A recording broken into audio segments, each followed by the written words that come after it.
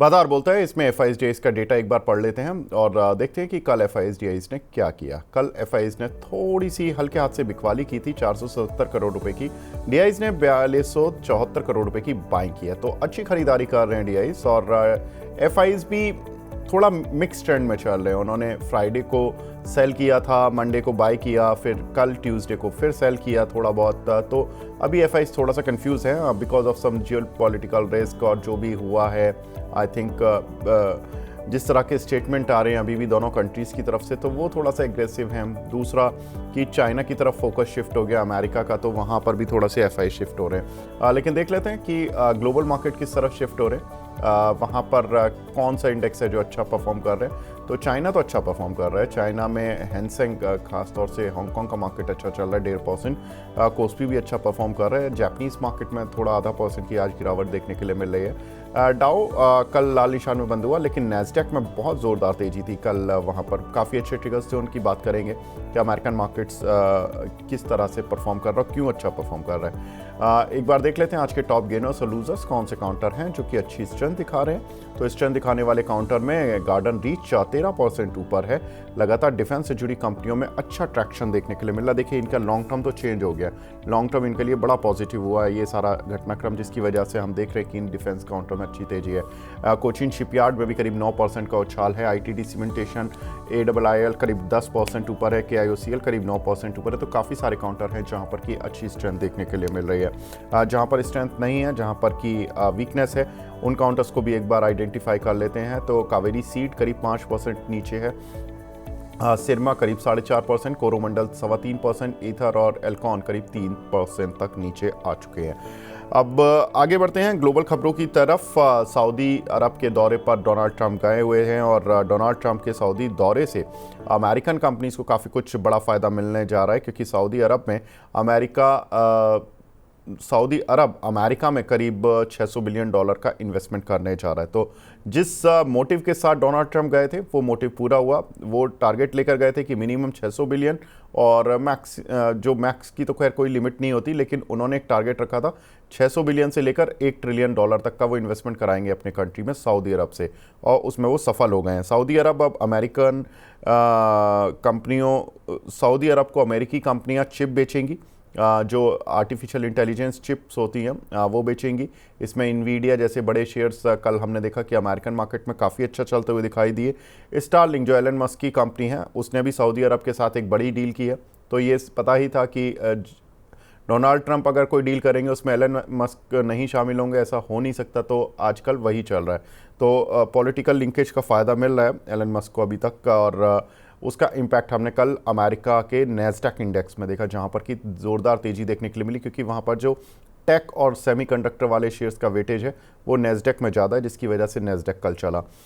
लेकिन कुछ एक चिप कंपनियां हमारी भी हैं, मोस्टचिप, ASM टेक, और कुछ एक AI से जुड़ी कंपनी लाइक साइंट, पर्सिस्टेंट, कोफॉर जो मिड कैप कैटेगरी में, उन पर बात करते हैं। रचित जी, कैसे लग रहा है, क्योंकि अब ये AI वाला जो बिज़नेस है ये एक नई थीम बन चुका है वर्ल्ड मार्केट में। सब लोग इसी पर ही आज की डेट में इन्वेस्टमेंट कर रहे हैं, इसी को बेच भी रहे हैं जो कंट्री डेवलप कर चुके हैं। आपको क्या लगता है हमारी कौन सी कंपनियां होंगी, इसको बेचने में कौन सी कंपनियां होंगी जो सफल हो पाएंगी?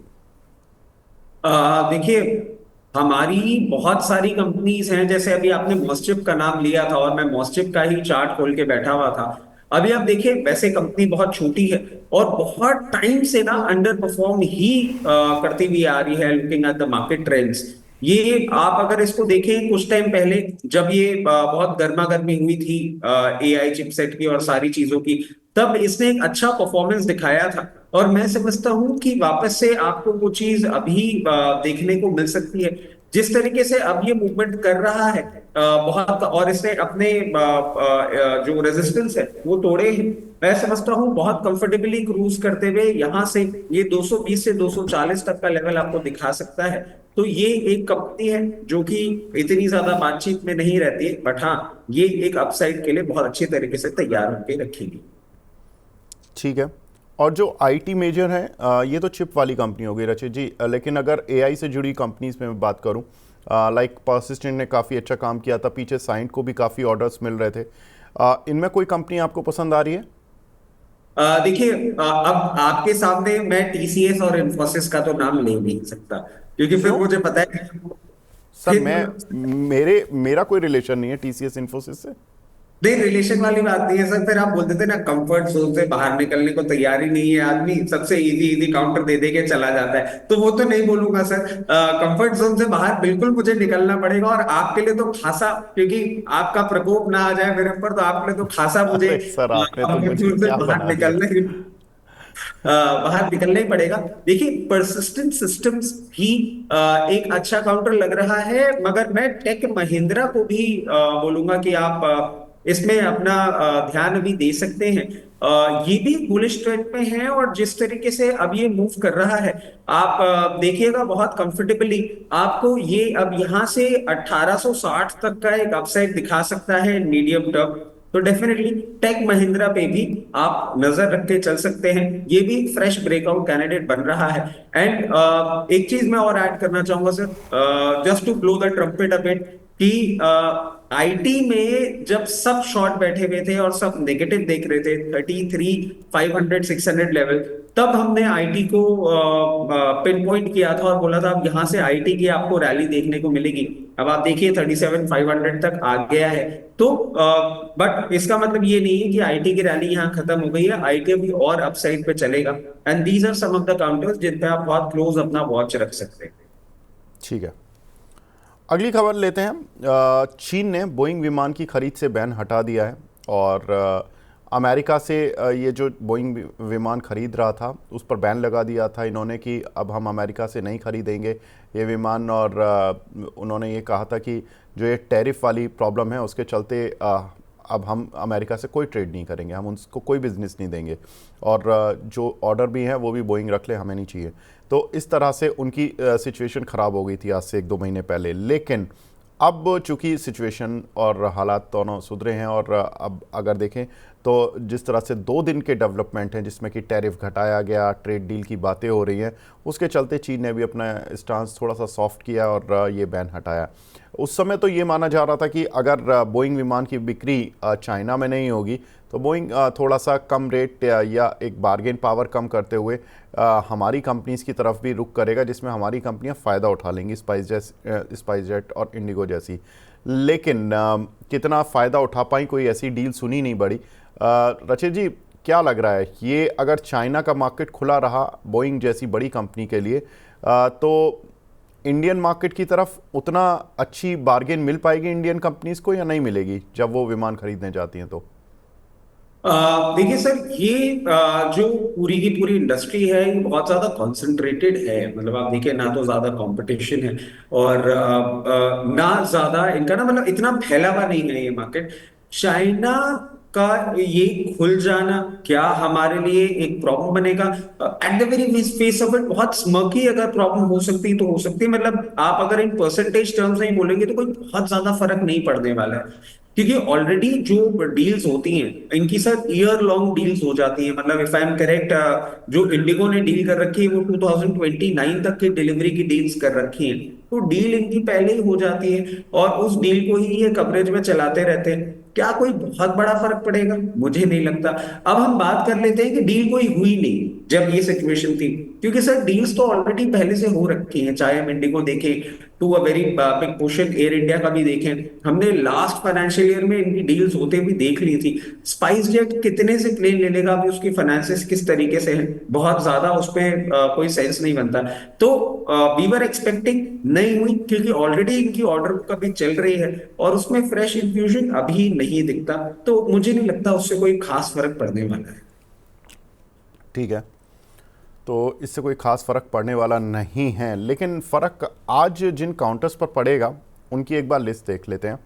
आज एमएससीआई में कुछ बदलाव हो सकते हैं, और उसमें कुछ एक कंपनियां शामिल हो सकती हैं, कुछ का डिलीशन हो सकता है या वेटेज कम हो सकता है। तो एमएससीआई इंडेक्स में जो आज बदलाव की घोषणा है, ये बदलाव जो होंगे ये 30 मई से लागू हो जाएंगे। तो होता क्या कि जिस दिन बदलाव की घोषणा होती है उसी दिन से काउंटर में रिएक्शन आने लगता है, और जिस दिन बिल्कुल बदलाव इफेक्टिव होते हैं उस दिन तो काफ़ी तेज़ हो जाता है। तो 30 मई और आज इन दोनों ये जो डेट्स होंगी इन पर थोड़ा सा इम्पैक्ट आ सकता है इन सभी शेयरों पर। वो शेयर कौन से हैं?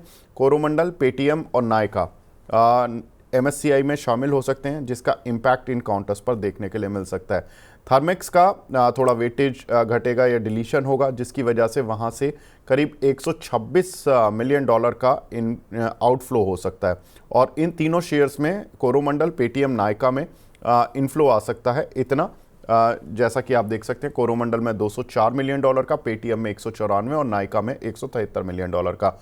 रचित भाई, इन चारों पर एक एक करके बात कर लेते हैं। कोरोमंडल, आपको लगता है कि अगर एक्सपेक्टेड इनफ्लो यानी कि एफआईज का इनफ्लो अगर आएगा इस शेयर पर तो ये कहाँ जाएगा शेयर? लेकिन आज गिर गया। देखिए आज गिर गया है, और कोरोमंडल को अगर हम वैसे देखेंगे तो इसके चार्टिकल पैटर्न्स को आप देखेंगे, ये बहुत अच्छे अपसाइड के लिए अभी तैयारी करके बैठा हुआ है। हाई भी इसने अभी मारा था जिससे ये गिरा है। मैं समझता हूँ वो बहुत कंफर्टेबली इसको ब्रीच करेगा, और इस इनफ्लो के बाद कम से कम आप मान के चलें 2760 से 2840 का एक लेवल है जो आपको इसमें देखने को मिल सकता है। तो थोड़ा सा अभी जो रनअप है उसके बाद ये प्रॉफिट टेकिंग देखने को मिल रही है, बट बहुत कोई विचलित होने वाली बात नहीं है। क्योंकि सर एक और चीज क्या है ना, कि इनका इनफ्लो जो डायरेक्ट आता है वो तो आता ही है, उसके साथ साथ एक और चीज होती है, बहुत सारे फंड पोजीशन भी ना इन इन आने से और इनके जाने से अपनी पोजीशन को टिंकर डाउन या टिंकर अप करते हैं, उसका एक रब ऑफ इफेक्ट भी आपको देखने को मिलेगा। तो 2760 से 2840 की रेंज के बीच में आपको ये आने वाले समय में देखने को मिल सकता है। ठीक है, पेटीएम पर आपका व्यू और नायका पर आपका व्यू? देखिए पेटीएम सर अभी रिजल्ट्स आए थे, रिजल्ट्स ने इसका इम्प्रूव होता हुआ पूरा का पूरा एक सिस्टम दिखाया था। रिजल्ट पे इसने मूवमेंट भी दिया था, बट कहीं ना कहीं 900 से 910 की रेंज में इसको एक रेजिस्टेंस फेस हो रहा है जिसको ये नहीं ब्रीच कर पाया था।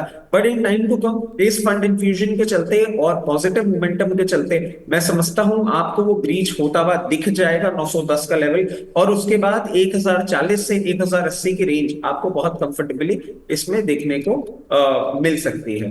इसके बाद हम बात कर लेते हैं नायका की। तो नायका देखिए 1000 अरे सॉरी 198 पे अभी चल रहा है, और ये भी अब एक ट्रेंड रिवर्सल, मतलब आप देखेंगे लोअर लेवल से एक अच्छा अपसाइड रजिस्टर किया, और इसने पहले तो 190 लेवल्स के जो रेजिस्टेंस है उसको ब्रीच किया था, और अब ये तैयारी कर रहा है 200 रुपए के रेजिस्टेंस को ब्रीच करने की। उसको जैसे ही ब्रीच करता हुआ दिखेगा और इस न्यूज के जो इसको ड्राइविंग फोर्स आएगा, ये आपको 225 से 230 रुपए तक देखने को मिल सकता है इन टाइम टू कम। ठीक है, थर्मिक्स से जो आउटफ्लो होगा इसका कुछ इम्पैक्ट काउंटर पर? सर थर्मेक्स पे हम नजर डाल देते हैं, और थर्मेक्स सर इसमें एक और चीज है ना कि ऑलरेडी ये अगर आप इसका चार्टिकल पैटर्न देखेंगे, ऑलरेडी ये बीटन डाउन हो चुका है फ्रॉम हायर लेवल्स। डेफिनेटली एक आपको प्रेशर तो देखने को मिलेगा, बट मुझे नहीं लगता जिस तरीके से ये चल रहा है 3160 3200 के लेवल पे आपको एक बार सपोर्ट मिल जाना चाहिए। और उस सपोर्ट से, क्योंकि ऑलरेडी अभी आपने देखे जिन काउंटर्स की हम बात कर रहे हैं, या तो वो रेजिस्टेंस को ब्रीच करने की कोशिश कर रहे हैं या एक नए लेवल पर जाने की कोशिश कर रहे हैं। थर्मैक्स को अगर आप देखेंगे ऑफ हाइज इतना करेक्ट हो चुका है कि मुझे नहीं लगता कि इस करंट सिचुएशन के चलते आपको 3200 के नीचे ये जाता हुआ दिखेगा। 3200 3160 वहां पे एक बार अपनी पोजीशन रिव्यू कर सकते हैं, और अगर चाहे तो धीरे धीरे करके इसमें कंसोलिडेटिंग मैनर में स्टैगर्ड बाइंग आप चालू कर सकते हैं। ठीक है, एक और इम्पॉर्टेंट खबर जो कि पिछले 15 दिन से हमारे इंडियन मार्केट को परेशान भी कर रही थी, उसने फिर जब ख़त्म हुई तो खुशी भी देकर गई, भारत पाक टेंशन। लेकिन ये पीछा नहीं छोड़ रही है, ये टेंशन अभी भी ठीक है, शांत हो गया, युद्ध शांत हो गया, लेकिन टेंशन शांत नहीं हुई है। दोनों तरफ से जो बयान हैं वो पूरी तरह से अभी भी इस तरह के नहीं है कि आने वाला समय स्मूथ ही होगा। MEA का बयान है, वो कह रही कि ऑपरेशन सिंदूर रोका है, छोड़ा नहीं है। यानी कि कभी ना कभी ये ऑपरेशन सिंदूर फिर उभर कर आ सकता है, कब क्या होगा ये पता नहीं है। उन्होंने कहा कि पाकिस्तान की हरकतों पर नज़र रखी जाएगी, अगर वो सुधरती हैं, कोई टेरर एक्टिविटी नहीं होती है तो ठीक है, नहीं तो अगर कुछ भी हुआ तो मतलब तैयार रहें वो। दूसरा, अब जो इंडिया की बातचीत होगी वो केवल टेरर पर होगी पाकिस्तान के साथ, और पीओके पर होगी, जो कि पाकिस्तान के एरिया में आता है, पाकिस्तान ने जिस पर कब्जा जमाया हुआ है, तो इस मुद्दे पर बात होगी। रचित भाई, ये बताइए कि ये जो इस तरह की जब जियोपॉलिटिकल रिस्क पैदा हो जाता है, और जब आपको दिखाई देता है कि आपकी कुछ एक कंपनियों ने जो इक्विपमेंट्स बनाए थे, हथियार बनाए थे, वो काफ़ी अच्छा, उनसे भारत को एक वेटेज उनका ज़्यादा रहा उस पूरे एस्केलेशन में, और इंडिया ने काफ़ी अपनी विजय दिखाई और पाकिस्तान के ऊपर एक पूरा उनको ये दिखा दिया कि हम किस तरह से अटैक कर सकते हैं, और हमारे इक्विपमेंट की आप काट नहीं कर पाएंगे। इसीलिए हम देख रहे हैं कि डिफेंस कंपनियां, भले ही वो युद्ध समाप्त हो गया, जियोपॉलिटिकल रिस्क समाप्त हो गया, उस सेंस में कि युद्ध नहीं हो रहा, टेंशनबाजी चल रही है, ये डिफेंस कंपनियां बहुत अच्छा चल रही हैं। लग रहा है कि इनके इंडियन मार्केट से जो ऑर्डर मिलेंगे सो मिलेंगे, विदेशों से भी डिमांड आने वाली है, इनके एक्सपोर्ट ऑर्डर भी बढ़ने वाले हैं क्या? और कौन सी कंपनियां होंगी, अगर कुछ है तो आपके दिमाग में? सर देखिए, इसमें ना मैं एक चीज ऐड करना चाहूंगा कि हम लोग यूजुअली जब आर्म्स एंड एमिनेशन या ये सब बनाते हैं तो उसको टेस्ट कर लेते हैं, वो टेस्टिंग कंडीशन में होता है। ये जो आपको करने का मौका मिला ना, ये on ground actual war situation में किस तरीके से वो एक्टिविटी दिखाती है, वो एक टेस्टिंग जो आपको मिल गई। मतलब मैं ये नहीं कहूंगा कि बहुत अच्छा हुआ, मगर वो बोलते हैं ना, आपदा में अफसर, तो अफसर सर हमारे डिफेंस कंपनियों को बहुत अच्छा मिला है। और वो बहुत अच्छी तरीके से अपना मतलब पहले तो हम यही बोलते थे कि इंडियन आर्मी जो है वो बहुत अच्छी है, बहुत पावरफुल है, और घर में घुस के मारने को तैयार रहती है और कर भी सकती है। बट सर जिस तरीके से इन पर्टिकुलर प्रोडक्ट्स ने अपना पूरा दिखाया है, आप देखिए पाकिस्तान के अंदर घुस के जिस तरीके से, और इंडिया में भी वो S-400 जो थे, हमको जिस तरीके से प्रोटेक्ट किया, तो सर बहुत प्राउड मूवमेंट है इंडियन आर्मी के साथ साथ हमारी जो डिफेंस कंपनी है उनके लिए। और डेफिनेटली ऑर्डर बुक, इनफैक्ट अभी सुनने में भी आया था कि कुछ कुछ कंट्रीज से इनको ऑर्डर मिले जा रहे हैं। और सर एक और, I don't know, I could not verify, but कोई चाइनीज कंपनी है जिसका शेयर 10% टूटा भी था अभी, क्योंकि कहीं ना कहीं दे आर एक्सपेक्टिंग कि अब उनके ऑर्डर्स जो हैं कम होते हुए दिखेंगे और इंडिया की तरफ वो ज्यादा आपको ऑर्डर दिखेंगे। अब सर हम कंपनियों की बात कर लेते हैं। ऑल टाइम फेवरेट और सबके पास रहने वाला HAL, सर ये एक अच्छे अपसाइड के लिए तैयार है, और इसका मैं समझता हूं अब ऑर्डर बुक बहुत अच्छी तरीके से स्वेल होने वाला है। HAL का मैं आपको एक ही चीज बोलूंगा, अभी बहुत ज्यादा भाग गया है। आपको जहां करेक्शन में मौका मिले, अब मैं ये बात बोलता हूं ना तो यूजुअली लोग बोल देते हैं कि ये आदमी तो ऐसी बातें बोल के चला जाता है, नीचे आए तो खरीद लेना, ऊपर जाए तो बेच लेना। नहीं, ऐसा नहीं है। हम इनके लेवल्स भी आज डिस्कस कर लेते हैं। देखिए मेरी समझ से अभी ये बहुत भागा है। आपको जैसे ही मार्केट करेक्ट करता है या थोड़ा सा भी लोअर साइड पे मिलता है, 4460 लेवल से आप इसमें बाइंग अपनी कर सकते हैं। और अब क्योंकि एक तरीके से ये टेक्निकली री रेटिंग कैंडिडेट बन गया है, 4160 तक आप इसमें अपनी पूरी बाइंग करके रख लें। और जहां तक हम लेवल्स की बात करते हैं, अगर आप इसको मीडियम टर्म के लिए भी होल्ड करते हैं तो बहुत कंफर्टेबली आने वाले समय में ये आपको 64 से 6600 तक जाता हुआ दिख सकता है। तो अकॉर्डिंगली अपनी पोजीशन मैनेज करिए। सर इसके साथ साथ एक और जो है कंपनी, BDL। BDL में सर प्रॉब्लम एक छोटी सी क्या है कि वैल्यूएशन थोड़े से स्ट्रेच हो रखे हैं, उसको लेके थोड़ा सा एक सेंस ऑफ डिस्कंफर्ट है। मगर BDL का जो ऑर्डर बुक है मैं समझता हूं अब एक बहुत अच्छी तरीके से आपको स्वेल होता हुआ दिखेगा। अब इस कंडीशन में हमें करना क्या चाहिए? देखिए इस कंडीशन में ये करना चाहिए कि दो, ये ओवर वैल्यूड है, मगर यहां पे आप अपनी 20-25% पोजीशन इनिशिएट कर सकते हैं। यहां पे करने के बाद डाउन साइड आएगा, और क्योंकि ये जिस तरीके से भागा है, मेरा डाउन साइड का जो सपोर्ट लेवल है वो थोड़ा सा दूर आ रहा है, 1580। मतलब 1795 में खरीदने के बाद 1580 पे आप अपना पूरा डिप्लॉयमेंट कर सकते हैं और फिर वेट करें। ये अब जिस तरीके से स्प्रेड अपना देने वाला है, बहुत ही जल्दी आपको 2260 से 2380 की रेंज कंफर्टेबली दिखा सकता है। उसके साथ साथ सर सभी लोगों ने बात करी होगी सारे डिफेंस काउंटर की। मैं एक डिफेंस रिलेटेड कंपनी लेकर आया हूं जो कि मेटल और माइनिंग में है। और सर इस कंपनी की स्पेशलिटी ये है कि ये इंडिया में लिस्टेड स्पेस में एक अकेली ऐसी कंपनी है जो डिफेंस इक्विपमेंट में जो स्पेशल टाइप मेटल यूज होता है वो सप्लाई करती है, मिश्र धातु निगम। सर मिश्र धातु निगम पे आप नजर डालेंगे अभी ऑफ लोज बहुत अच्छी तरीके से ये अभी ऊपर की ओर आ रहा है। और मैं समझता हूं ये अब बहुत जल्दी अपना एक नियर टर्म रेजिस्टेंस 391 उसको ब्रीच करेगा। और उसको ब्रीच करने के बाद बहुत कंफर्टेबली आपको 480 रुपए तक का मूवमेंट भी शॉर्ट टर्म में दिखा सकता है। अब इसमें आपकी स्ट्रैटेजी क्या होनी चाहिए? इसमें दो स्ट्रैटेजी होगी। या तो आप ऐसा करें कि ये जैसे ही 384 के ऊपर मेंटेन करें वहां पे अपनी बाइंग इनिशिएट कर दें। और वो नहीं करते हैं और थोड़ा सा लोअर लेवल का इंतजार करते हैं क्योंकि ये रन अप किया है और बहुत एक्सपोनेंशियल मूवमेंट अभी एकदम से नहीं देखने को मिल रहा है, तो 350 के आसपास आए, वहां पे अपनी बाइंग पोजीशन बनाएं और एवरेज करने का एक मौका जरूर अपने पास रखें, थोड़ा सा फंड फ्री रखें 305 रुपए तक का। और जैसे ही अपसाइड का मूवमेंट दिखाएगा 480 रुपए तक का मूवमेंट आपको बहुत कंफर्टेबली इसमें आता हुआ दिख सकता है। बिल्कुल।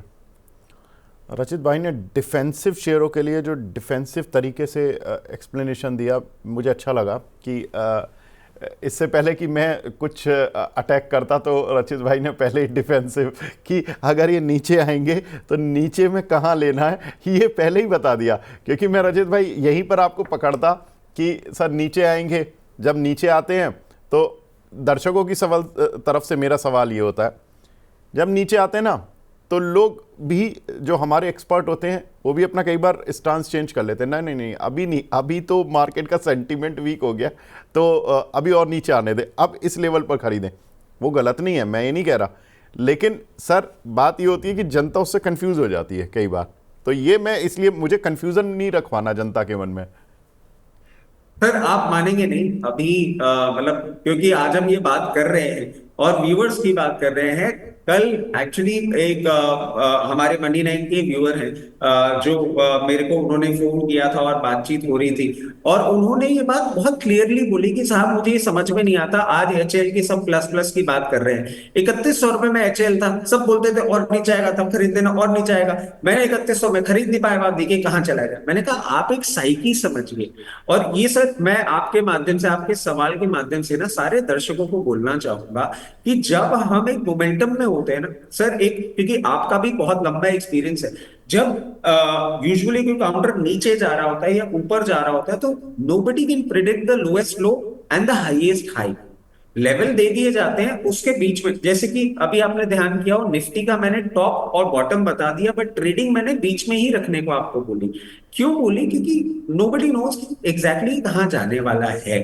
अगर जो भी आपके एक्सपर्ट हैं उनकी रेंज के 2-3% अगर अपसाइड डाउनसाइड में आपको कोई काउंटर मूवमेंट जो कि इतना हाई बीटा करता हुआ दिख रहा है ना, अपने कंफर्ट के हिसाब से अपना जजमेंट ले।